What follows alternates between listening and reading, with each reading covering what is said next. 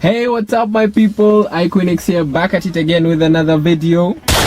So in this video, all I'm going to do is tell you to buy a car and chop it all up. Cue that intro. You should take it slow.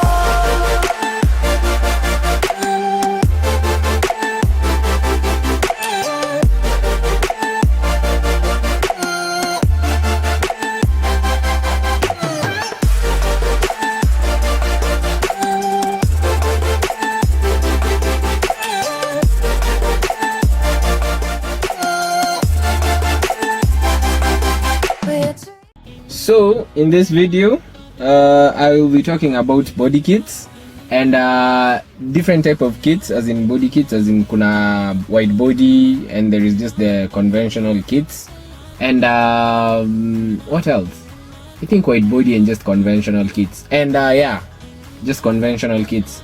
So kwa hii list nimezi-list in a way that I'll go from like the cheapest one to the like really expensive, the really high grade. So yeah, by the zina cover cars that you can find in Kenya or you can import to Kenya. Unajua, as I always say, we are limited to the cars that are getting shipped here because unajua Kenyans want, you know, functionality out of a car. Not many people will buy a car for fun like other people, other countries.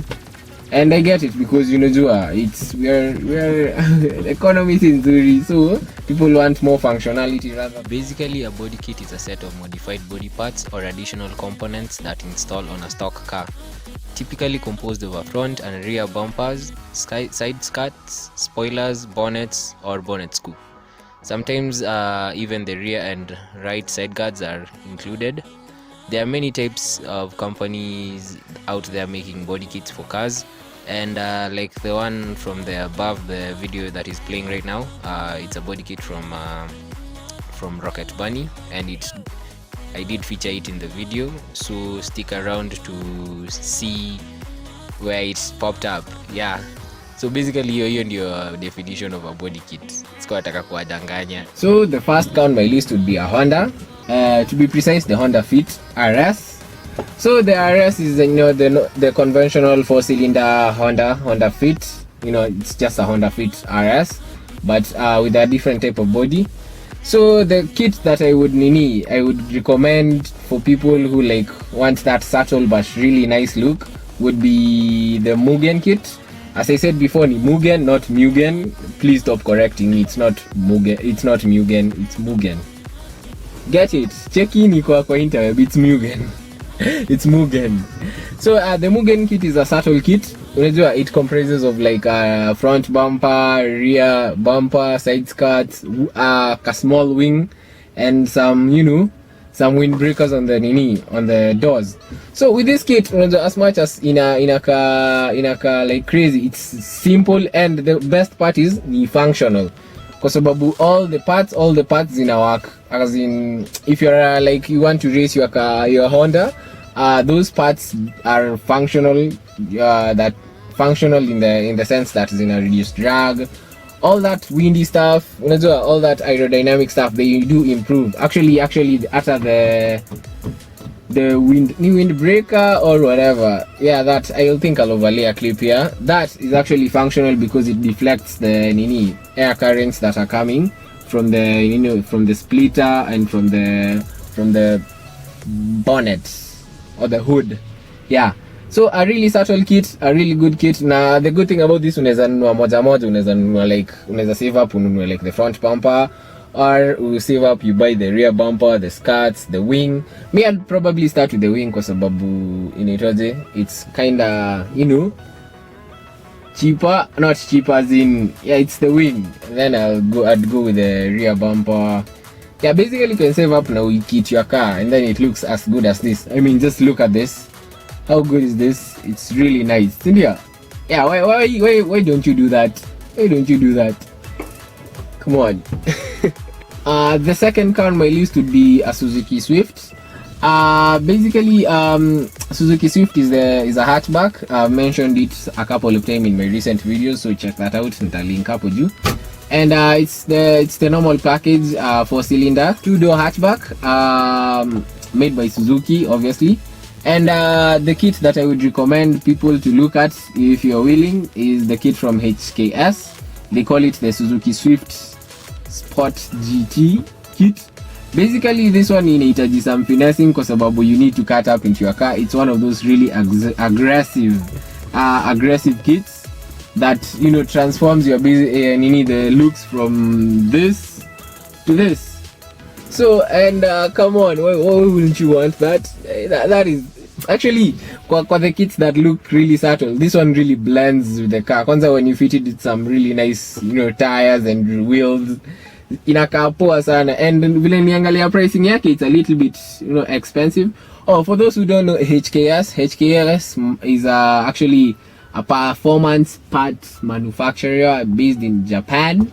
They've been making performance parts since, you know, the 80s, I guess.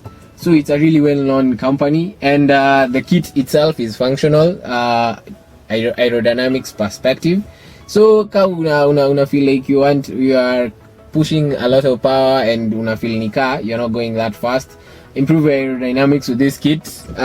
It does look really stylish. If I ever buy this kit ningeeka tu because of the styling, because hey Kenya tuna race tracks, and with a kit that is priced at that's the same.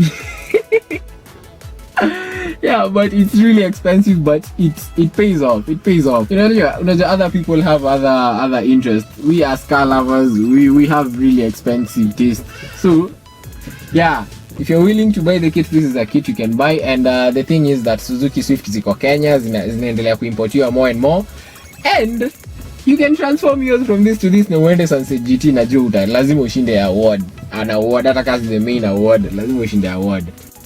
So the third car on my list would be a Mini Cooper.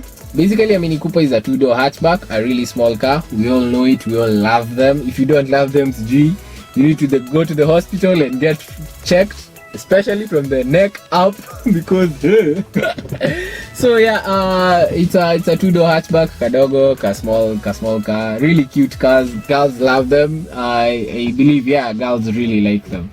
And so for the kit that I would recommend, yenye nimecheki, it's the Shibuya kit, body kit.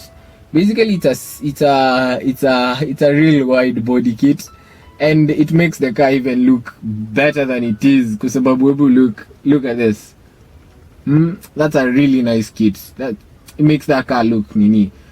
So if you pair this with some BBS rims, nimeona the ones I've reviewed, like BBS and some rotiforms, look really nice. And then make a custom wing for the car. Hey, that car looks killer. I know this kit is more of form and stance, as in for the looks, rather than, you know, as in functionality is done in our function aerodynamically, as I said before. Standing on hizo function, but it's a really nice kit. This is a really nice kit, and it's not that expensive. It's not that expensive. You should check it out. And and if you have the taste for building a car, this actually for at least yote hii ndo ninge-recommend for somebody who's doing on a budget, because the car is a little bit more expensive, but the kit is really, really, really cheap. So yeah, the Shibuya kit, what giving a look. Na nitaandika link hapo chini to their sites and to whoever, you just check it out for yourself. Na nikikosa kuweka link ni DM nikutume, because I'm on a rampage with the videos. So yeah, so the Shibuya kit. Let's go to the next one, man. So the next car on my list, actually the next cars on my list would be Subarus. The thing is mostly the Imprezas.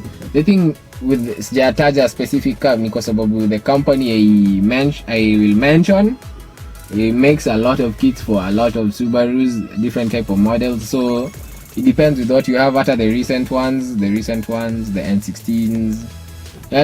They make kits at these N10. So they have a really huge catalog for body kits for Subarus. So Subarus, that's why I say Subarus. So the company name will be Varis. Varis is like HKS. they do make performance parts, and mostly they concentrate on the body stuff. So yeah, the body stuff, the good thing about this kit, it's functional. They're kits, they're functional, as in unaweza weka moja and take to the race car and it functions well aerodynamically, because they take a lot of time. But it's actually, unajua the kits zimekuwa misconceptualized kwa sababu most people in the community, they've taken the kits and put them on their street stance car, so people think like those kits are not like, you know, like functional as much, but those kits are functional. Hizo vitu zenye zimekelewa kwa airbags, those kits are really functional, and people do use them across the Japan, and they are relatively not that expensive. I know like for an N16 najua unaweza tafuta moja for around $200k, $2,000 bana, $2,000, which is well, it depends on your pocket. So yeah, the various kits, you should check them out if you feel like unaweza wide body Kasubi. Check their kits out, they are really nice, really nice. And as I said, these cars are in Kenya, and unaweza pata if you have the commitment. Yeah. So the next car on my list would be a Toyota, a really relatively new Toyota to the market, the Toyota GT86. And basically this car was co-developed between Subaru and Toyota, and it was distributed under three names. Basically Toyota, it was called the Toyota GT86, by a company that is also owned by Toyota. It was called the Scion, which, you know, closed, so there are no more Scion FRSs, so Scion FRS, and by Subaru, they called it the Subaru BRZ. Basically it's the same chassis, but each car is tuned to do something else. I know that like the BRZ is tuned to like a little bit track focused because it has stiffer suspension and stuff, and the GT86 is more like a fun car, and the Scion FRS is more of like the GT86, but I'm not sure. I just think like they rebadged it, as in they just rebadged it. So yeah, the GT86, a relatively new car in the Kenyan scene. Najua Ziko, if you're looking for one, najua Ziko. And people, najua, if you're looking for an importer, I know Mike, my nanny, is like, I saw kuna time kwa stream, they were streaming with Prince, and nikauliza like, why aren't people nini itoje importing those?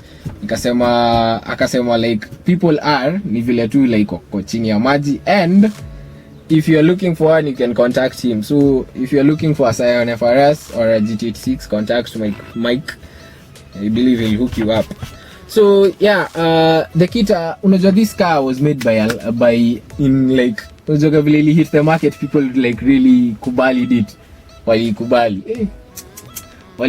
So many of them were made, and many companies actually made a kit for this, but the one that stands out is the Rocket Bunny and the Rally Baka. Those kits, and then in it was the end.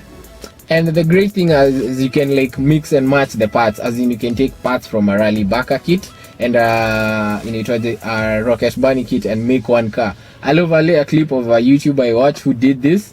And hey, this guy actually, if you are a fan of the GT86 and you don't watch Birdie, and you don't watch this guy, this guy is doing crazy things too, as in he's an artist. I believe cars are a form of self-expression, and this guy is really expressing himself on this. I mean, just look at this car. This car has gone through some phases.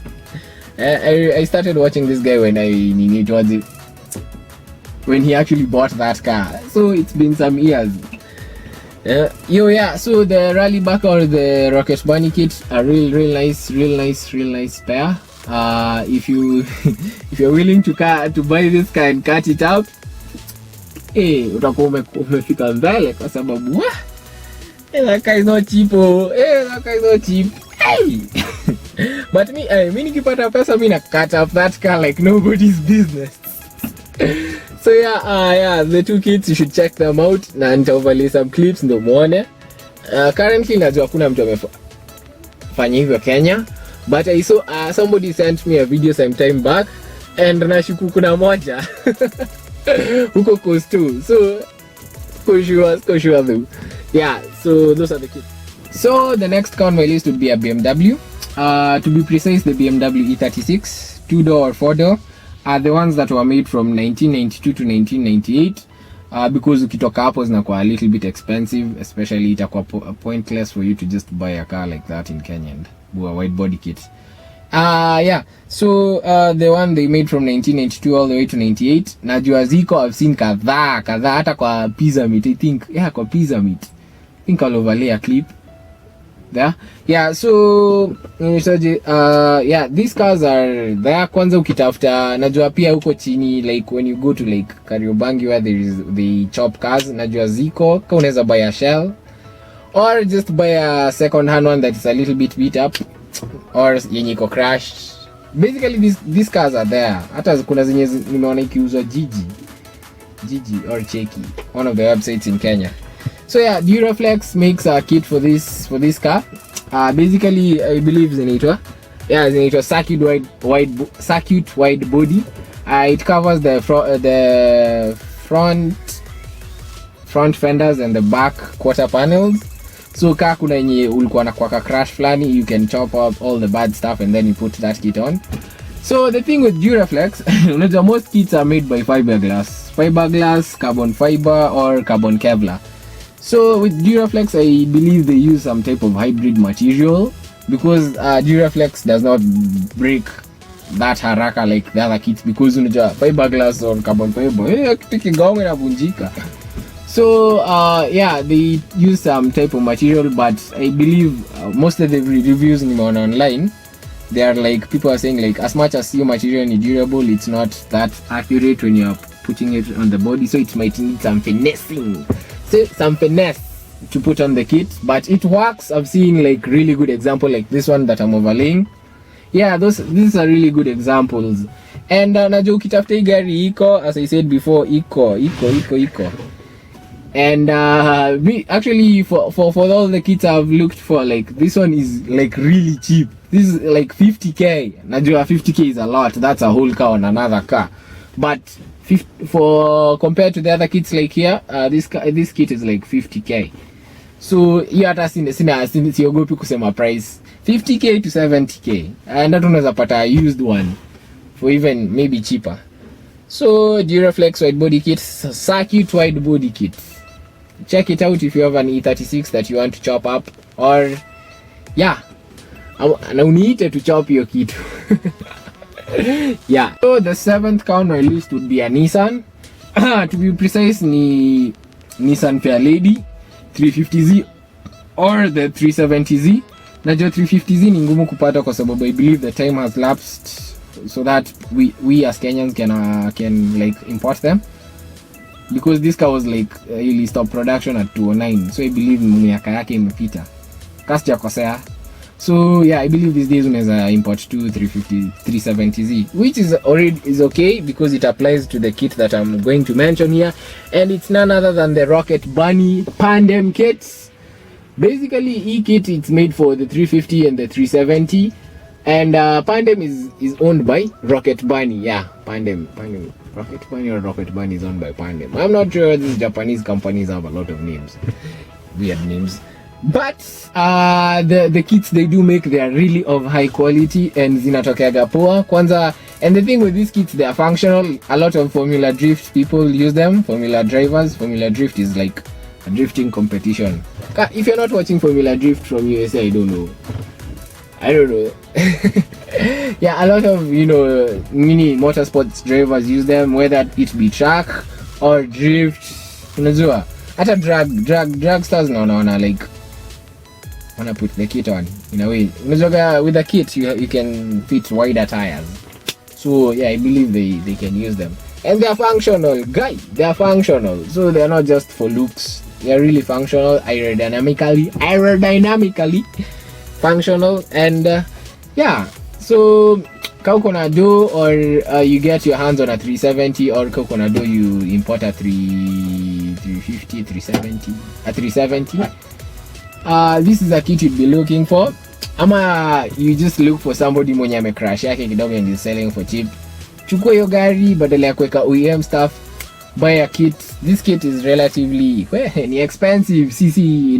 Ni expensive, I will not lie to you, but the good thing is that they are knockoffs, and knockoffs they're not that expensive, so ni wewe tu not I think they're replicas. Yeah, and you can buy a used one. The thing with these kits, they're really made strong. Rocket Bunny makes the kits really strong. They reinforce them with some type of carbon Kevlar on the joints or carbon fiber. Yeah, so with that being said, let's move on to our 8th car. So the next car on my list is none other than a Mitsubishi Lancer Evo 10. Basically, this car is the only Evo we can get now. Najua they stopped production, but as Kenyans, we have a time limit for how old a car we can import it. So the only Evo we can import right now, it's the Evo 10 and its subsidiaries. I believe like kuna hizo ma FQ 40s. Nalewa. So being the only Evo we can get, it's the only Evo that unaweza ona nikimention hapa, kwa sababu sisi anza kuambia utafute Evo 9 because Evo 9s are pretty expensive in Kenya. I saw an Evo 9 being sold more expensive than an Evo 10. So the kit that I would recommend would be a kit made by, actually with this Evo being the last one, so many companies like make a wide body kit for it. Namely, VIS, Varis makes a body kit for it, HKS, lots of companies, because with the Evo 10 you a lot of enthusiasts, so the demand for parts is very high. But if I were had the mula kabisa, I had enough money to facilitate a wide body kit for Evo 10, I'd probably go with the VIS, because I believe it looks a little bit, it looks better, and it's really functional. After the HKS is actually functional, but it's a little bit subtle. Mi napenda a little bit aggressive, with some big splitters hapo mbele, with some canards. And kani wide body nataka kuona nimekata gari nimeweka wide body kit. But yeah, basically, but even though the VIS is almost 500,000 kai, but yeah, that is what I'd probably recommend for everybody, because quality yake, it's really nice. It's really nice. The reviews online are really good, and as you can see, I think I'll put a clip where I'll compare a Varis one and a VIS one hapo. If I won't get it, itabidi mmekauka, mtaenda mtafute. So the 9th car on my list is a little bit controversial. Most people call it a Skyline. A lot of people call them a Skyline, but they are wrong. So Babu, Skyline name was transferred to the luxury sport division of Nissan. You know what I'm talking about? It's the Nissan GTR 35. So with the making of the GTR 35, it built a split between the Skyline and the GTR brand. So basically Nissan decided with this Skyline name, let's just push it to the luxury sports section, and the GTR 35, watch at the GTR name isimame on its own. So the GTR 35 is not a Skyline, and people should put that in their mind. Siende pali no seme a Skyline GTR 35, you just look dumb. A little bit expensive. These cars are they're not a little bit, these cars are expensive. Kwanza vile nimeweka kwa list kwa sababu it's ni vile some are in Kenya, and ukiona some that are in Kenya, basically Kenyans can import them. I think now, because they're still in production, you can import a 2020 model, you can import if you have the money. And yeah, so I know the kit for this car that I would recommend would be the Pandem kit, the Pandem Rocket Bunny kit. Rocket Bunny. Rocket Bunny kit. Rocket Bunny. Basically, I would kuna two type of kits that I would recommend for this particular car, the R35. I don't know if like 2020 they have a kit, but I know like for the previous years najua Liberty Walk and Rocket Bunny made a kit for the previous models. So those are the kits that I would recommend. Najua Kenya kuna the R35 that is Liberty kit on it. So and guy, kuna mtu alikuwa na roho ya kukata gari that is more than 10 million shillings. Uni OG. Huyo nimemrespect. Igwe. I don't know if I'll ever have the heart to cut up a GTR 35. Sijui Mungu akinibariki naweza. So it was these kits actually, both of these kits zina range kutoka 1.6M all the way to 1.8M. Na bado uja import, so baseline of 2 million shillings to get this kit.